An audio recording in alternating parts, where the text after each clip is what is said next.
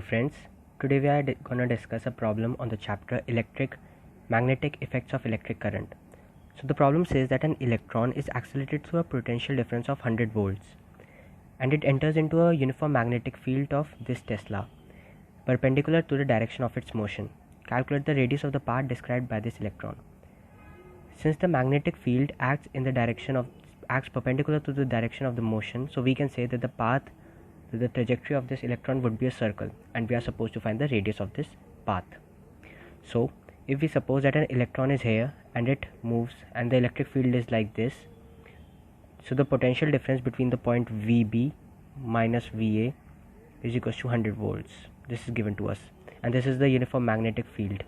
So we can say that when the particle starts from here, it is traveling with some velocity v and has some potential difference u initial. Now when the particle leaves this electric field, it would be v dash, its velocity would be v dash, and its final potential energy would be u final. So by using the formula delta u final is equals to delta u kinetic energy, so we can say that u final minus u initial is equals to kinetic energy final minus kinetic energy initial. We know the formula. This is q into v, the potential through which the charge is being accelerated, and the charge on the particle is equals to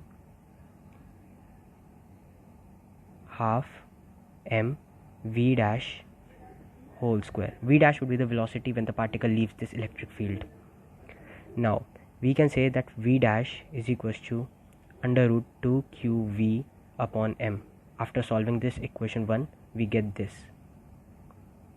Now we can say that the radius of the path would be m into v dash upon qb. This is the formula of the radius of the circle. Now radius is equals to m upon qb, and from the equation 2 we put the value of v dash over here, and we get 2qv upon m.